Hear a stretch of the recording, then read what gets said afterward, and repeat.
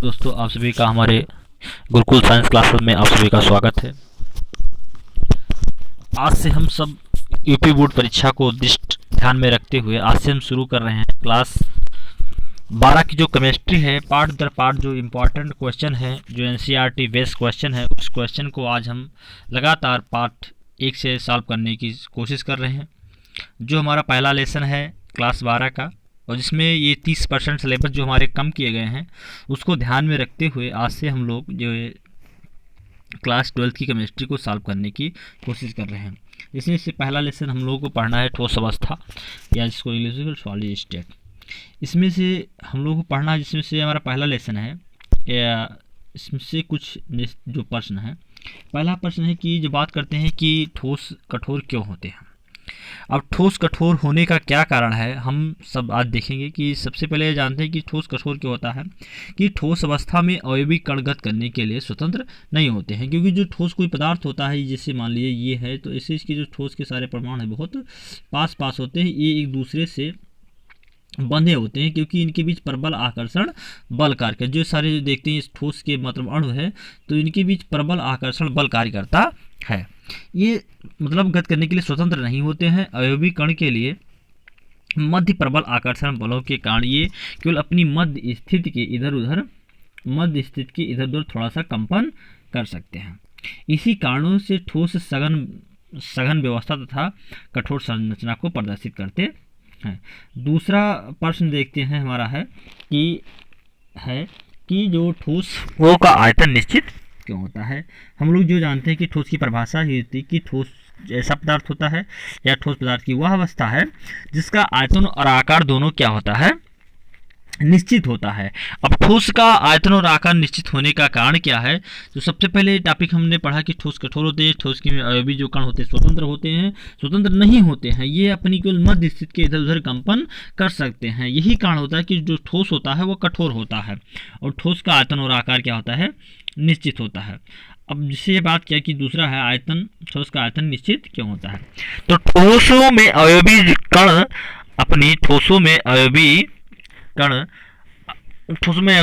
कण अपनी मध्य स्थितियों में प्रबल आकर्षण बलों द्वारा बंधे रहते हैं। अणुओं के मध्य दूरी अंतरा आणविक दूरी बढ़ने या कम करने पर अप्रभावित रहती है, अतः ठोस का आयतन और निश्चित होता है।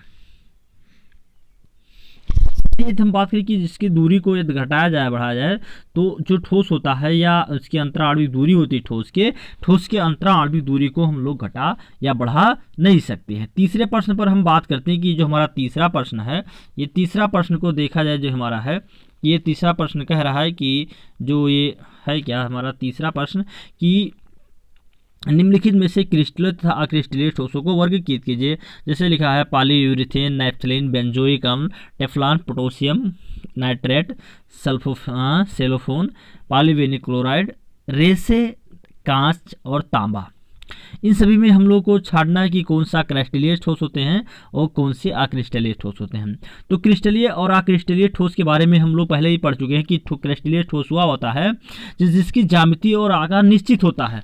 क्रिस्टलीय ठोस वो ठोस होते हैं कि जिनका अज्यामिति आकार निश्चित होते हैं, जिनको हम एक सपाट या चिकनीदार सतह पर काट सकते हैं, इनका गलन भी निश्चित होता है, ये विषम समदैशिक प्रकृति के होते हैं। ये जो सब सारे हमारे क्रिस्टलीय ठोसों के क्या होते हैं, लक्षण होते हैं। उसके बाद बात करते हैं अक्रिस्टलीय ठोसों की। तो अक्रिस्टलीय ठोस की बात की जाए तो जो अक्रिस्टलीय ठोस होता है, और अक्रिस्टलीय ठोस होता है हमारा वास्तविक ठोस नहीं होता है। ये इसको काटने पर या किसी तेज या धार औजार से काटने पर ये विदलित हो जाते हैं, टूट जाते हैं। इनका गलनांक भी निश्चित नहीं होता है, ये समदैशिक प्रकृति के होते हैं। तो ये सब जो होते हैं हमारे अक्रिस्टलीय ठोस के गुण होते हैं।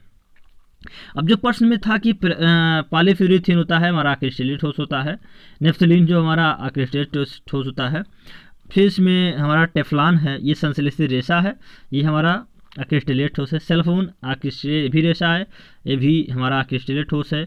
पॉलीविनिल क्लोराइड ये भी एक है, मतलब इसको भी हम लोग तैयार करते हैं, संश्लेषित प्रकार से बनाए सकते हैं। ये प्लास्टिक है, ये भी हमारा क्या है, अक्रिस्टलीय ठोस है। रेशा कांच ये भी हमारा अक्रिस्टलीय ठोस होता है। बेंजोइक अम्ल जो हमारा होता है वास्तविक ठोस होता है। पोटेशियम नाइट्रेट ये वास्तविक ठोस होता है, और तांबा हमारा ये भी धातु है, ये वास्तविक ठोस है। सबसे इंपॉर्टेंट प्रश्न जो हमारा ये है, अक्सर हम देखते हैं कि जो प्रश्न होता है उस प्रश्न में पूछा जाता है कि जो कांच को प्रश्न ये अक्सर पूछा जाता है कि जो कांच होता है उस कांच को हम लोग अतिशीतित द्रव के रूप में मानते हैं, या कांच को हम लोग अशीतित द्रव के रूप में क्यों मानते हैं, ये प्रश्न आता है। या जो कांच होता है, जो होता है ये अशीतित द्रव के वास्ते व्यवहार करता है। अक्सर ये हम एक जनरल बात देखते हैं कि जो दरवाजे या घर की जो खिड़कियाँ होती हैं या जिसमें शीशे लगाए जाते हैं या इमारतों को, ये धीरे धीरे देखते हैं कि ये निचली जो सतह होती है ये मोटी हो जाती है। तो इसी के कारण पर हम देख सकते हैं कि जो कांच होता है हमारा अशीतित द्रव होता है। हल है कि जो द्रव होता है यह अभिलाक्षणिक गुण अर्थात बहने में प्रवृत्त रहता है। अब अशीतित द्रव मतलब जिसमें बहने का गुण होगा वही द्रव कहलाएगा। तो जो कांच होता है एक अशीतित मतलब बहुत कम, जिसमें मतलब गति जो अणु होते हैं कांच के मतलब गति करने में सक्षम होते हैं। द्रव अभिलाक्षणिक गुण अर्थात बहने की गुण रखते हैं। कांच भी इस गुण को प्रदर्शित करते हैं। यद्यपि यह अत्यंत मंद बहता है, जो कांच होता है जल की तुलना में काफी मंद गति से बहता है। जैसे हम देखते हैं उदाहरण के रूप में हम लोग देख सकते हैं कि यह उदाहरण जो लिखा यहाँ से जो ये यहाँ से देख सकते हैं कि जो इमारतें या कांच में लगाई जाती है पुरानी इमारतों, या यहाँ देखते हैं कि जो ये लिखा जाता है यहाँ पर ये घटना कि पुरानी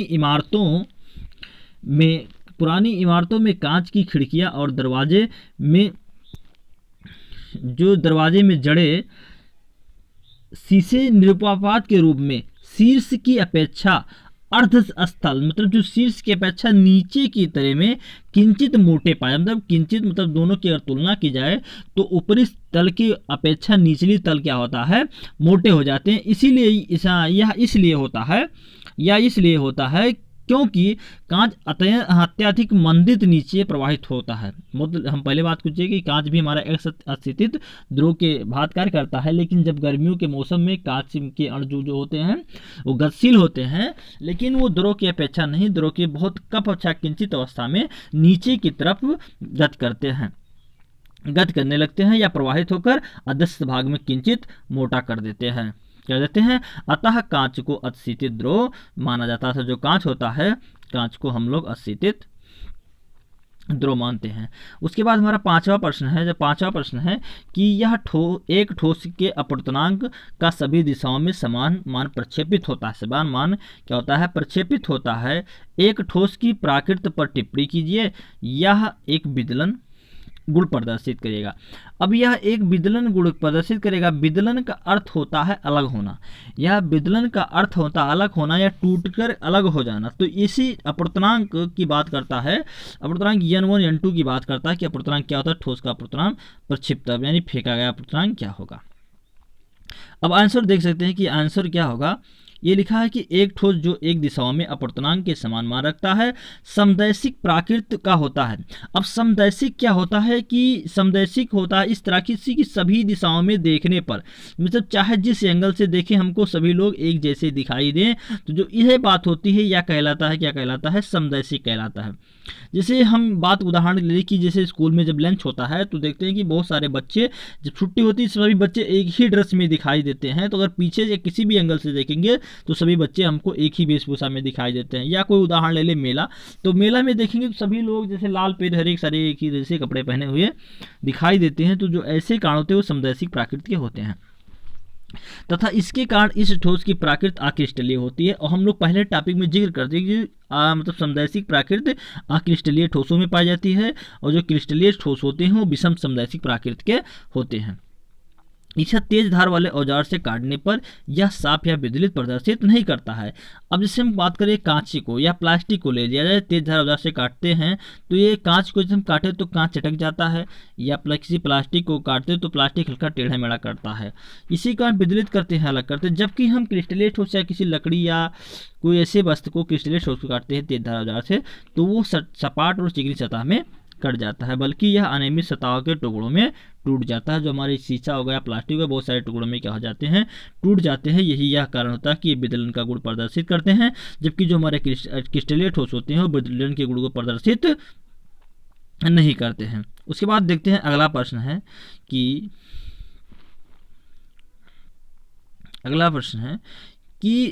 हाँ, छठवां प्रश्न कि उपस्थित अंतराण्विक बलों की प्रकृति के आधार पर निम्नलिखित ठोसों के विभिन्न समवर्गों को वर्गीकृत कीजिए। अब इसको भी हम लोग को अलग करना है। तो ये जिस पहले प्रश्न को अलग किए थे उसी प्रकार इस प्रश्न को भी हम लोग को अलग करना है। जैसे दिया पोटेशियम सल्फेट दिया, टिन दिया, बेंजीन दिया है, यूरिया दिया है, अमोनिया दिया है, जल दिया, जिंक सल्फाइड है, ग्रेफाइट है और रुबिडियम है, आर्गन है, सिलिकॉन कार्बाइड। इसमें से कुछ तत्व हैं और कुछ यौगिक हैं। इन कुछ तत्वों और यौगिकों को अपने बंधों के आधार पर अलग करना है। अब बंध के आधार पर अलग करना, सबसे पहले बात करते हैं कि एक आयनिक ठोस होता है, दूसरा सहसंयोजक ठोस होता है और आणविक ठोस होता है और धात्विक ठोस। तो आयनिक ठोस वे ठोस होते हैं जिनका निर्माण आयनों के द्वारा होता है। सहसंयोजक ठोस वह ठोस होता है जिनका निर्माण सहसंयोजक बंधों द्वारा होता है और आणविक ठोस वह ठोस होता है जिनका निर्माण अणुओं द्वारा होता है और धात्विक ठोस वे ठोस होते हैं जिनका निर्माण धातुओं के द्वारा होता है, धात्विक ठोस कहलाते हैं। ठीक है। अब जैसे पोटेशियम सल्फेट की बात की जाए तो पोटेशियम सल्फेट का जो सूत्र होता है K2SO4 पोटेशियम सल्फेट होता है। जिंक सल्फाइड जेडीएनएस जिंक सल्फाइड, क्योंकि इनमें आयनिक बंध रखते हैं। अब आयनिक बंध जैसे बात किया जाए कि जो पोटेशियम सल्फेट की बात की जाए तो ये पोटेशियम के आयन देगा और सल्फेट को जोड़े जाएंगे तब ये SO4 -2 आयन देगा। तो ये पोटेशियम और सल्फेट आयनों में क्या हो जाता है, टूट जाता है। दूसरा है सहसंयोजक ग्रेफाइड सिलिकॉन कार्बाइड, मतलब silicon carbide CaSiO2 silicon carbide, क्योंकि ये विशाल सहसंयोजक अण बनाते हैं। आणविक ठोस का अर्थ होता है जैसे बेंजीन, मतलब बहुत सारे अणुओं से मिलकर जिनका निर्माण होता है वो आणविक ठोस कहलाते हैं। जैसे बेंजीन का C6H6 ये बेंजीन का सूत्र हो गया। उसके बाद यूरिया का बात करते हैं तो यूरिया का सूत्र होता है NH2CO NH2 होता है, ये यूरिया का सूत्र होता है। उसके बाद बात करें, लिखा है अमोनिया लिखा है, तो अमोनिया की जो बात की जाए तो अमोनिया की बात की जाए तो अमोनिया का सूत्र होता है NH3 होता है, ये अमोनिया का सूत्र होता है। उसके बाद जल का है तो जल का H2O होता है। आर्गन की बात की जाए तो आर्गन का AR है, क्योंकि ये सहसंयोजक बंध बनाते हैं। सहसंयोजक बंध होता है जिसमें बराबर का लेन देन के इलेक्ट्रॉनों का करके बंध बनाते हैं, वह जिनमें आपस के इलेक्ट्रॉनों की अपने आप को अष्टक के नियम के अनुसार अपने आप को संतुष्ट करने के लिए इलेक्ट्रॉन का बराबर लेन देन करते हैं। उसके बाद बात करते हैं धात्विक ठोस। तो धात्विक ठोस में हमारा होता है रुबिडियम टिन, क्योंकि ये धातु हैं। और दूसरी बात रखें, धातु ही जो धातु होते हैं यही हमारे उष्मा तथा विद्युत का चालन करते हैं और जो आध्यात्मिक ठोस होते हैं वो उष्मा तथा धातु का विद्युत का चालन नहीं करते हैं। उसके बाद सातवें प्रश्न की बात करते हैं कि सातवां प्रश्न हमारा क्या है कि ठोस ये अत्यधिक कठोर तथा ठोस एवं गलित दोनों अवस्थाओं में विद्युत तथा अत्यंत उच्च ताप पर पिघलता है, यह किस प्रकार का ठोस है। कोई ठोस ये है जो अत्यधिक कठोर है तथा ठोस अवस्था है, ठोस एवं गलित दोनों अवस्थाओं में विद्युत रोधी है। ठोस तथा गलित मतलब दोनों अवस्थाओं में ही विद्युत धारा का अपने में से प्रवाह होने नहीं देता है तथा अत्यंत उच्च ताप पर पिघलता है। लेकिन जब इसका गलनांक की बात करें तो इसका जो मेल्टिंग पॉइंट है बहुत ज़्यादा है, गलनांक की पास का गलनांक बहुत ज़्यादा है। तो ये आप बताइए कि ये पूछ रहा है किस प्रकार का ठोस है। अब हम ठोस पढ़ चुके हैं, अभी ठोस के बारे में हमने पढ़ा कि ठोस क्या हो सकता है।